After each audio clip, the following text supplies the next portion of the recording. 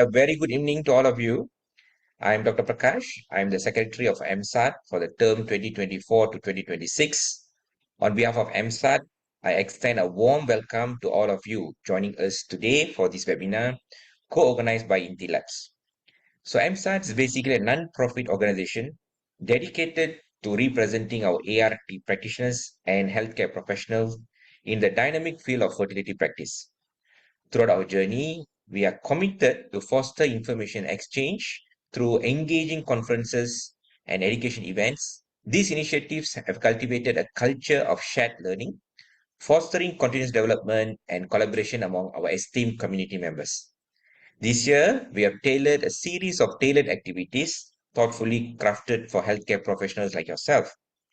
Our lineup includes webinars covering pertinent fertility-related issues, along with our highly anticipated annual conference scheduled for October 5th and 6th. So please reserve these dates in your calendar. I firmly believe that this year's program offers an exceptional opportunity to each of you to enrich your knowledge and forge invaluable connection within our field. Your participation not only nurtures your professional growth, but also contributes significantly to the advancement of fertility care both locally and globally. So as for agenda today, we have Ms. Tiffany Wang to give us a presentation, introduction to AURA, a non-invasive endometrial receptivity test. Just a few announcements. For your questions, please type in chat box. So we will take questions at the end of the session. Okay, let me introduce our speaker for today. Ms. Tiffany is a Director of Global Business Development at Inti Labs and currently leads business development and support clinical studies and product management. Prior to joining Inti, she served as for the reproductive genetics product line at Quad Biosciences. Tiffany has over 10 years of experience in biotechnology industry. She majored in biology and obtained a minor in computer science at University of California. And after receiving a degree, she joined Phalanx Biotech Group as a primary sales and marketing specialist at the San Diego branch office. Through her stints at Phalanx Biotech and Inti Labs, Tiffany had participated in various clinical studies and various manuscripts published in top journals such as Fertility and Sterility and International Journal of Molecular Science and scientific conferences abstracts for the international reproductive conferences such as ASHRI and Aspire. Without further delay, let us welcome our speaker for today, Ms. Tiffany. Thank you, Dr. Prakash, for the welcome. Good evening, everyone. So I'll start by sharing my screen right now. Okay. So hello, everyone. I'm Tiffany from Inti Labs, and today I'll be doing an introduction to our newest product called AURA, which is a non-invasive endometrial receptivity test. Before I get into the details of the product, I'll go through very quickly a little background on our company since we're a fairly new company. Inti Labs was officially formed in April 22 in the US and Taiwan. Although we seem like a fairly new company, we were actually a spin-off from a company that has been around since early 2000s that was working on both reproductive genetics and oncology tests. Following the development of our first generation endometrial receptivity test back in 2018, we were offered the opportunity to spin off into an independent company, which is Inti Labs. And now at Inti Labs, our focus is on a single topic, which is developing fertility diagnostic solutions to help with IVF treatment. So at Inti Labs, we have two main co-founders. There's Dr. Eric Yang, our CEO. He has over 10 years of biotech startup experience in molecular diagnostic products. And he was also a molecular biologist by training from Harvard University. And on the other side, we have our Chief Technology Officer, Dr. Barry Baer, who was the former IVF lab director at Stanford University.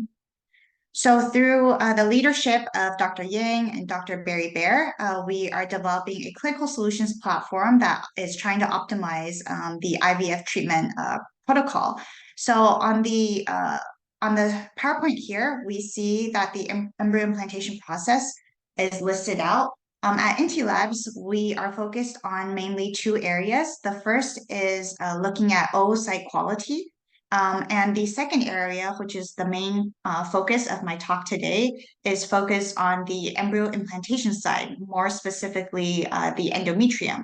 So on this product line, we actually have two products right now. The first product is called Mira, which is the first generation product that I mentioned. So Mira utilizes endometrial tissue in order to predict the optimal time for embryo transfer. And Aura, which is our newest product, is actually a grade from Mira. So instead of utilizing endometrial tissue to do the analysis, now all we need is a simple blood draw from the IVF patient in order to predict the optimal embryo transfer timing. So the reason why Mira and Aura are so important to IVF treatment is because over 30% of IVF patients have been found to have a displaced window of implantation, meaning that their optimal time for embryo transfer occurs earlier or later than average. So through Mira and now Aura, this solution that we have offered right now, we are able to look and identify each patient's optimal time for embryo transfer and see if they need to adjust their embryo transfer timing earlier or later. So in order to understand how we developed Aura, I would also like to give a quick recap of what we've accomplished on our first generation, so the Mira platform. When Mira was launched, there were a couple of other products on the market that had similar functions, so all having to do with endometrial receptivity. Mira was unique in that it utilizes a different type of biomarkers called microRNAs instead of the more commonly seen mRNA or messenger RNAs. The reason why we decided to utilize microRNA biomarkers was that it's very stable in both endometrial tissue and blood. So due to its stability, we were able to lower the fail rate or the redo rate of the Mira test to less than 1% compared to the 5 to 10% fail rate that was seen on other platforms. Additionally, microRNAs are known as the master regulators in the human body, and various publications have found that microRNAs can regulate gene expression in various biological processes, including biological processes that have to do with early embryo development, cell proliferation and differentiation, and of course, embryo implantation also. So microRNAs in the embryo implantation process have been found to play key roles both from the embryo side and also from the endometrium side. So through this knowledge, we were able to identify specific microRNA biomarkers in the endometrial tissue that could predict a displaced window of implantation as cause for recurrent implantation failure. And this was one of our publications that we highlighted and published in Fertility and Sterility back in 2021. So in this study, as I mentioned, we identified these microRNAs specific to looking at a displaced window of implantation. And from the miniature algorithm that we trained from these microRNA biomarkers, we found that our microRNAs could predict implantation failure with an accuracy of up to 90%. So with these promising results, we then went on to conduct various clinical studies and also started offering Mira as a service to IVF clinics. And through these years of experience, we also published various clinical study data. One in particular that I want to highlight, which is on the page below here, is the data that we shared at Aspire in 2023. And this prospective study was done in collaboration with a clinic from Japan called Hanabusa Women's Clinic. So in this study, Hanabusa Women's Clinic, they compared the clinical pregnancy results between three groups of patients. The first group underwent personalized embryo transfer timing based on Mira's recommendation. The second group underwent personalized embryo transfer based on a competing platform's recommendation. And the third group underwent embryo transfer just at the standard time, which is P+5, without undergoing any endometrial receptivity testing.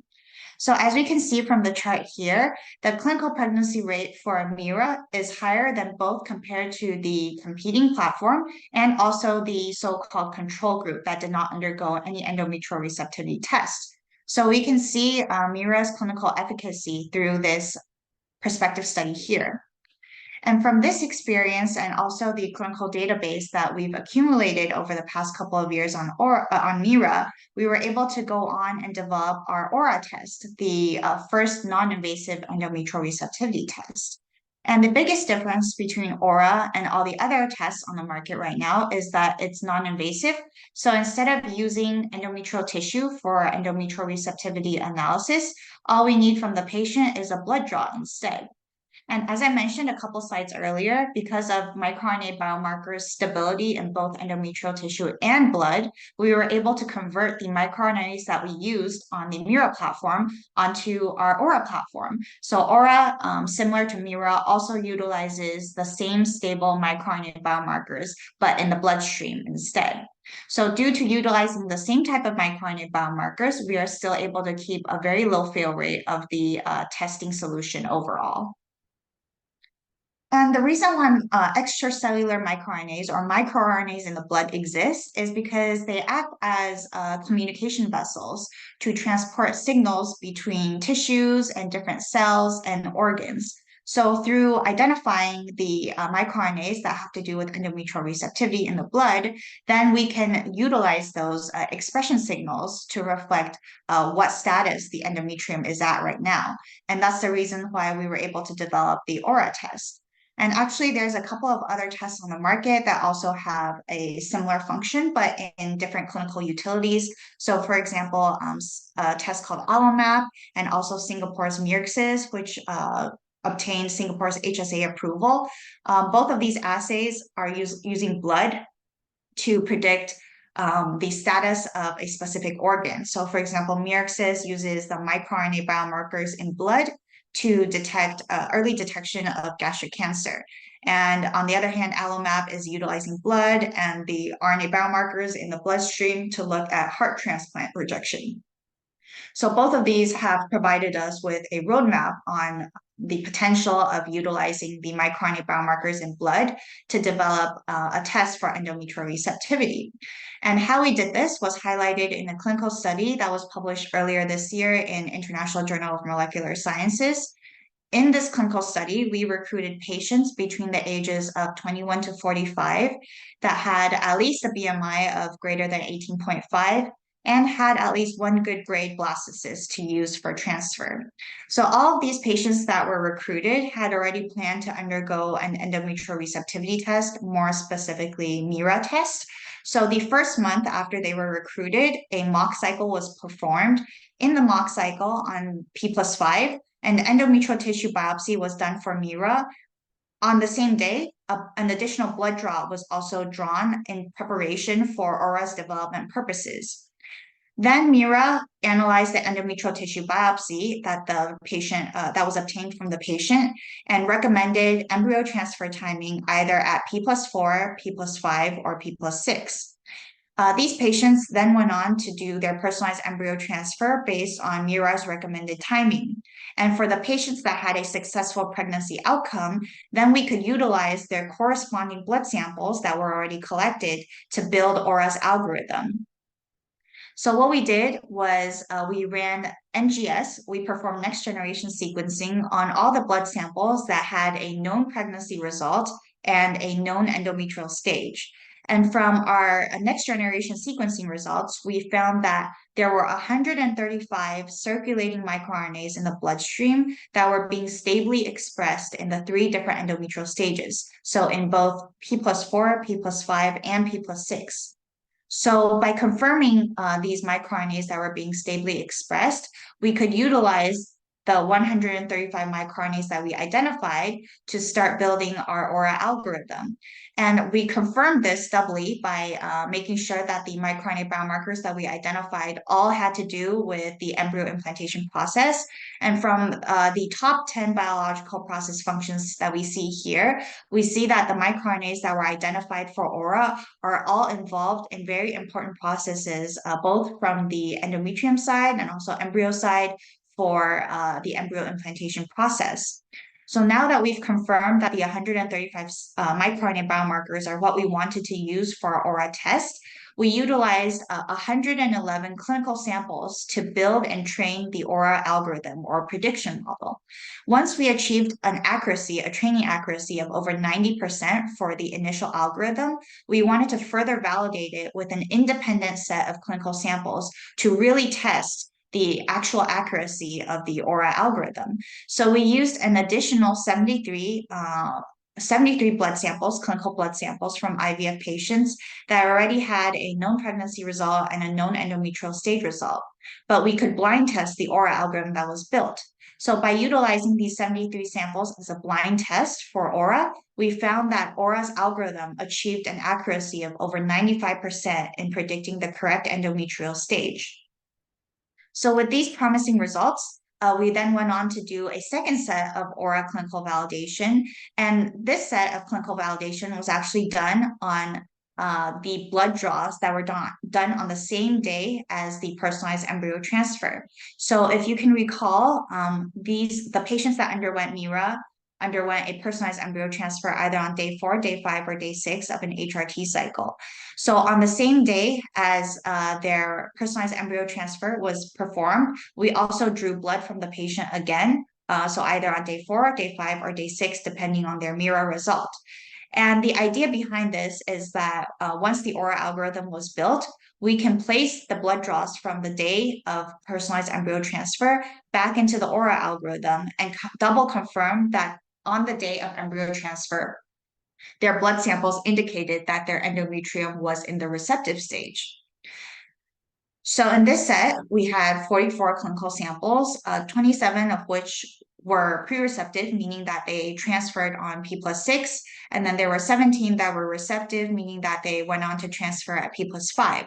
So from the 27 samples that we collected on P+6 and also the 17 samples that we collected on P+5, we found that all 44 samples were depicted to be receptive under aura's analysis, meaning that we confirmed aura was accurate in predicting the correct endometrial stage on the day of personalized embryo transfer with an accuracy of 100%. And additionally, we were able to see from this second set of samples just how long the window stays unchanged cycle to cycle. So since the embryo transfer, the personalized embryo transfer was done in a subsequent cycle, we tracked how long the period was between the mock cycle and the actual personalized embryo transfer cycle, and found that based on the limited data that we have now, the WOI, the window of implantation, does not change for at least 6 months. It remains stable based on the endometrial receptivity results and also the actual embryo transfer timing in the end. Based on MIRA's recommendation, it is still a receptive status at that time.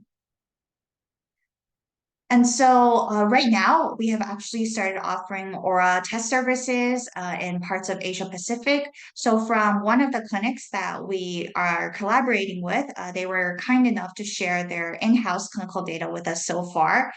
So from the time when they started performing aura service at their clinic, they've recruited 46 patients so far that underwent the aura test and found an overall pregnancy rate of 69.6%. So out of these 46 samples, 36 were found to be receptive. There were 15% that were found to be pre-receptive and around 6.5% that were found to be post-receptive. So in each breakdown of the endometrial stage that we see here, we can see the detailed breakdown of the actual pregnancy rate for each stage. So for the receptive stage, 66.7% went on to have a successful pregnancy. In the pre-receptive stage, 71.4%.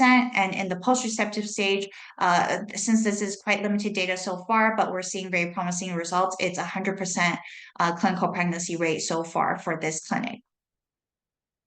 And so a quick summary of the main points that I mentioned so far. Our first generation product, which is the MIRA test, has been shown to be effective both in peer-reviewed and real-world data. For example, Japan's clinics, they found over 81% success rate. Our aura prediction model was built upon MIRA's successful pregnancy samples and has also shown high accuracy based on the clinical validation samples that we've run so far, with over 95% accuracy and 100% accuracy in the second set of validation samples that we've run. So now I'll go into the last section of my presentation, which is the actual clinical use of aura. So the treatment types that are allowed are for patients that are planning on undergoing frozen embryo transfers, And if they are undergoing frozen embryo transfers, then either patients that are undergoing natural cycle or HRT cycles are both allowed to undergo the aura test. Based on our experience so far, the below patients are patients that would benefit the most from having done an endometrial receptivity test. So, for example, patients with a history of implantation failure or a miscarriage, patients with a thinner endometrium or more complicated uterine conditions. We've also found that patients with an out-of-range BMI or older patients have a higher possibility of having a displaced window of implantation and can further benefit from getting tested earlier on in their IVF journey. Lastly, if you are a patient with a few remaining high-quality embryos, then it might be beneficial for them to get tested for their window of implantation earlier on, just to make sure that no high-quality embryos are wasted for embryo transfer. So if any of the above criteria are fulfilled, then typically aura can be recommended as an option for the patient to consider. And if the patient would like to undergo aura, then what we would usually undergo is a mock cycle, which should be pretty familiar for clinics that are already doing the more traditional endometrial tissue-based endometrial receptivity tests. So under a mock cycle, once the treatment has started for either HRT or the natural cycle, then I will just list the HRT cycle as an example. So usually in an HRT cycle, an endometrial tissue biopsy would be done on P+5. So for aura, instead of doing the endometrial tissue biopsy on P+5, then we would just take a blood draw from the patient instead. The blood sample will then be sent back to our lab, and in around 2 weeks, we will provide an aura analysis report. And in a subsequent IVF cycle, personalized embryo transfer can be done based on aura's recommendation. However, with the advantage of aura, we have found a method that can be beneficial to all IVF patients right now. So in a traditional IVF journey, as I mentioned so far, usually patients will undergo maybe a few implantation failures before they consider doing an endometrial receptivity test. If at that time they do need an endometrial receptivity test, then what typically happens is a mock cycle will be needed to perform the invasive endometrial tissue biopsy. So instead of needing an invasive endometrial tissue biopsy, we are now replacing it with a blood draw instead. Additionally, what we have found is a method to avoid the mock cycle altogether. So instead of collecting the blood samples after implantation failure already happens, what we are recommending right now is that the patient can consider to have their blood samples collected on the same day as any standard frozen embryo transfer cycle. So on the same day as their frozen embryo transfer, they can collect the blood, and then we can help them store it. In the case of implantation failure, then we already have the collected blood samples on hand to continue with the analysis of the already collected blood samples, bypassing the need for a mock cycle completely. So in this case, it's eliminated completely the need for a mock cycle. And I've broken this workflow down in further detail on the next page here. So this storage option is what we call vault right now. So on any standard frozen embryo transfer cycle, on the same day as the standard embryo transfer is happening, then we also collect blood for them on the same day. They participate in our vault option, which includes the blood draw, sample preprocessing to stabilize the sample shipment, and we are able to store the sample for up to 1 year in our laboratory. Then if the patient becomes pregnant, then congratulations, she has no need to utilize the already collected blood sample. But if not, then she has the option to continue the analysis of the already collected blood sample that was collected during her embryo transfer day. And we will continue with the analysis. I'll put a report, and they can utilize these results in a subsequent IVF cycle later on. So this completely bypasses the mock cycle. And whether they undergo the mock cycle to do the aura test, or if they participated in the vault option and need to analyze the blood sample further, in the end, we provide an analysis report that looks like this, right here. So on the top here, there is the basic information from the patient, some testing information, when the blood was collected, when the treatment was started. And then in the middle right here, we have the endometrial receptivity status depicted. So here, there are three different endometrial statuses that we analyze right now. The first is pre-receptive. There's also receptive, and then post-receptive. So depending on which endometrial status has been analyzed, we also directly calculate the recommended personalized embryo transfer time for either a day 5 embryo transfer or day 3 embryo transfer directly on the report to save the clinician and the nurse's time to calculate it themselves in the future. And here, I wanted to also mention an additional advantage that we have right now. So if you are familiar with endometrial receptivity tests, then you might have seen a report that was post-receptive previously. So with post-receptive samples, we have found that previously with the endometrial tissue-based test, there was a need to do a rebiopsy in a second mock cycle. And the reason for that is because there have been a subset of patients found in the post-receptive group that have a shortened window of implantation. So in the post-receptive group, either you are recommended transfer 24 hours earlier or 12 hours earlier. And in order to double confirm whether the patient is a part of the 24-hour adjustment group or the 12-hour adjustment group, what typically happens for a traditional endometrial receptivity test is that a second mock biopsy in a second mock cycle is recommended to the patient. So the patient will then have to undergo an additional mock cycle, 2 mock cycles in total, just to confirm whether their post-receptive is shifted earlier by 24 hours or 12 hours. So in order to avoid this scenario with Aura, what we are offering right now is consecutive blood draws in the same cycle. So instead of just having their blood drawn on the standard embryo transfer, so for example, P+5 for an HRT cycle, then on the previous day, if the patient is willing to come in or her schedule is okay with it, then we are offering a blood draw, an additional blood draw on the previous day at P+4.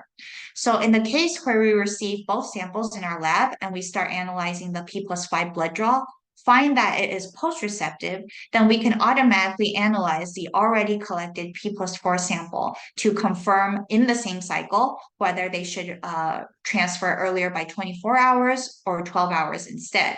So this scenario where we can provide the consecutive blood draws in the same cycle can completely avoid the need for a rebiopsy or a second mock cycle in the case of a post-receptive result.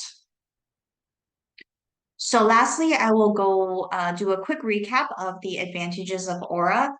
So with the traditional endometrial tissue-based endometrial receptivity test, including our own first-generation MIRA test, a mock cycle is required because there's no way to do a endometrial tissue biopsy in the same cycle as other treatments. So in the case of Aura, a mock cycle is no longer required if the patient undergoes our vault option, saving them time and money. With the patient experience, it's much more comfortable. Instead of having to undergo a painful endometrial tissue biopsy, it's just a routine blood draw instead. And from what we've heard from our clinic so far, it also streamlines the entire clinic process because the clinician no longer has to go into the operating room to perform the biopsy. Now the patient just has to stop by the nurse's station to get their blood drawn and can be on their way. So all in all, Aura currently provides a painless and lower retesting option that saves both time and money for IVF patients. And my final thoughts are that right now we hope that we can use Aura to help more doctors and more clinics improve their patients' IVF journey. And previously, endometrial receptivity tests were typically recommended for older patients or patients that had previous implantation failures or miscarriages. But with our vault option, now any IVF patient can benefit from our solution. And that was the end of my presentation. Thank you everyone for your time, and I'd be happy to take questions led by Dr. Prakash right now. Thank you, Miss Tiffany, for the wonderful talk. Okay, let's give some time. Those participants, if you Mhm. have any questions, please type in the chat box so we can take the questions. But before that, Ms. Tiffany, I have a few questions just to ask you, just to clarify. Sure. Are the Mhm. microRNAs used in MIRA and Aura, are they the same? Okay, so there is overlap between the two assays, but there are unique microRNAs in the bloodstream that aren't present in the endometrial tissue, in the MIRA test, and vice versa. So there are overlap, but there are also unique microRNA biomarkers that both appear on the MIRA assay and the Aura assay. Okay, all right. Okay, that brings me to the next question. What's the concordance between tissue-based and blood-based test results?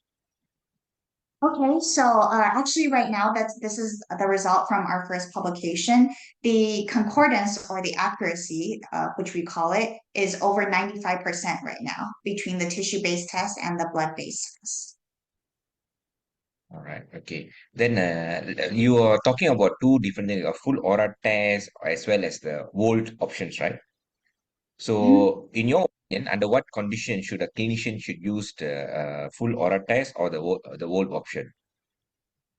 Okay, so the full aura test can be recommended to patients that have had previous implantation failures or miscarriages, if they are an older patient or a patient that has a higher or lower BMI. These are all factors that lead us to believe they have a higher risk of having a displaced window of implantation. So any of these factors, if the patient has it, then they can consider undergoing the full aura test directly. However, if you fall outside of these factors, then if you're undergoing a standard embryo transfer, then you can just consider doing the vault option instead, which is a minimal cost compared to the full aura test. But it will save you the time and money of a mock cycle in the future if you do end up needing the full aura test.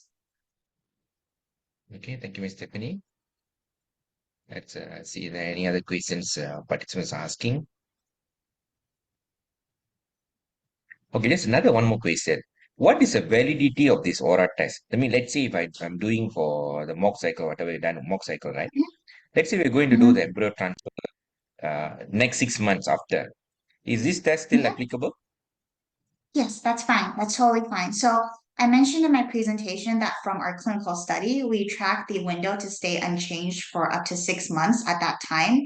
But actually, we've extended this timeline to up to 1 year. So in the span of this year, if the patient needs to activate their vault sample to do the full aura test, then we can do that for them. Or if they are just waiting for a personalized embryo transfer timing for maybe half a year, then the test option is still applicable for them. Okay, that means what you're trying to say is if let's say a test is done, whatever results is applicable from the 6 months from the time the test result is done. So let's say it's What? more, Mhm. let's say it's Yes. more than a year. That means the recommended thing is to repeat the test, is it? Uh, there, that's a really good question. So, based on our experience on the Mira platform, we've actually tracked some patients to have their window stay unchanged for up to 2 years. However, Okay. this situation varies quite a lot depending on the actual patient's physiological condition. So, if they've gotten treatment for other diseases or if they've gotten a variety of different treatment options, then it will affect their window, meaning that they might not be able to stay unchanged for as long of a time. So in the case where a patient has to utilize their window of implantation results for longer than 6 months or a year, then we recommend the clinician to speak to us directly and we can understand a bit more about the patient background in order to give a better recommendation on whether or not they need to repeat the test. Okay, thank you, Ms. Stephanie. Okay, there are a few questions from our participants. This is from Dr. Agilan. Sure. Uh, did your lab compare aura test against ERA endometrial receptivity test? So we have done a minimal amount of parallel comparison between our test and the ERA test, but most of our parallel comparison has been done against our first generation MIRA test. So I don't think we've accumulated enough data to share on how Aura compares against ERA. And because a drawback of comparing Aura against ERA is that they're completely different platforms, specifically like not even the same type of biomarkers. So that's why we prefer to compare Aura against Mira, which is our first generation product, utilizes the same platform, the same type of biomarkers, and can provide a better concordance explanation compared to if we compare to ERA, which is completely different. Okay. The next question from him as well. Is the Aura test available in Malaysia, clinical use in Malaysia right now? Yes, yes, it is. We actually have a few clinics that are already starting to use Aura. So feel free to reach out to me if this is something that you would want to consider for your clinic too. Okay, all right. Okay, another question is the cost. How much is the cost of this test? It is one Okay, of the big so question because yeah, I think that's a very good question. So our list price for the test right now, two clinics, is around 800 US dollars. I'm sorry, I can't do the conversion to ringgits right now. But as a early adopter of the test, then we would be happy to provide additional discounts for the clinic. okay, that's great. Okay, and then is this test acceptable for donor recipient? I think they're asking about, Donor eggs. yeah, yes. Yeah, yes, that's fine because if the donor egg the donor egg quality should be good for the embryo, but there still might be an issue with the endometrium or the window of implantation from the mother's side. So if you are a donor recipient, then you ensure that you have a good embryo quality, but you're not looking at the endometrium side. So you can still consider having the test done for the patient in that case. Okay, all right. Does intralipid infusion affect Aura test results? So if I should put it like this, if the patient has done an intralipid infusion in the same cycle as their blood draw, then we would Okay. recommend doing the exact same treatment protocol in the actual personalized embryo transfer cycle. So we do want the treatment protocol to stay as similar to the blood draw cycle as closely as possible, whether this is under a mock cycle or if this is under the vol option. We would like the two cycles to stay the same in terms of treatment options. So I would say yes, the intralipid infusion might affect the window, but how much does it affect the window? I don't have a very good answer right now or enough data to support it. So in order to avoid any risk of it affecting the window, we would recommend staying as similar as possible in terms of the treatment options. Okay. All right. Okay. Another one more question from one anonymous attendee. Okay, I think some answers that I missed. The Aura still need to be patient to do mock cycle. Okay, I think yes, the Mhm. answer is yes, right? I mean, the Aura still need to Yes, do the mock cycle. Is it same yes, like Mira? That yes, means it's the I same think as yes, Mira. because Yes, Mira is just endometrial. We are going to take endometrium. This one we're going to draw the blood. Okay. Need to yes. take all medication during mock cycle, same like actual cycle. Yes, that's correct also. So all the medications during the mock cycle should be the same as an actual embryo transfer cycle, unless the patient is now undergoing the vault option, which is they do their embryo transfer but collect the blood, then they don't need the mock cycle in the future if they do need the full test. Okay. I think so. This attendee, what he's trying to get at is actually all medication probably in her context is all the vitamins, all the nutritions. Mhm. Is it something like, going to affect our results? Oh, The no, I think multivitamins it's or mainly for the hormone. Yeah, the only hormone hormonal? Okay, injections. okay, Yeah. all right. Okay, Hmm. hopefully Yeah, that answer benefits our attendee because we also have our dedicated fertility nurses in this forum. I mean, our webinar I today, see. and most of them Hmm. they are the people with the interaction with the patients. You see, so sometimes Hmm. they are more nervous when let's say they didn't take the vitamins on time. So probably she is Yeah. asking about that. So that means we need to tell them just it's not related to the vitamins, isn't it? Okay, so I mean just the Yes. hormonal treatment given by the doctor. Okay, hopefully that Yes. answers the question for uh, the participant. All right, good. So a lot of good questions. So I mean now we can get all these endometrial receptivity results just by doing a blood test. I think so. This is a very good like what you have highlighted. It's non-invasive, you see, and most of the fertility clinics now we want to do something non-invasive and can be done as outpatient settings and without causing any um, pain for the patient. You see. So I think withdrawing blood, Mhm. let's say everything is good. There's a good opportunity for us to make use of this test, and we can do our local studies here and see whether uh, what is outcome like in our local community. Okay, with that, I think there are no more questions. Okay. Okay, I Thank extend you so much. sincere thanks to Miss Tiffany from Inti Labs for the insightful presentation today, and a special appreciation to our co-organizer, Inti Labs, and a heartfelt thanks to all the participants for your time and attention. Please take some time to fill up the post-webinar survey for us so that we can improve our webinar in future. And we look forward to welcoming you again in our future programs. With that, thank you and good night. Thank you, Miss Tiffany, and good night. Thank you, Dr. Prakash. Thank you, Thank everyone. you.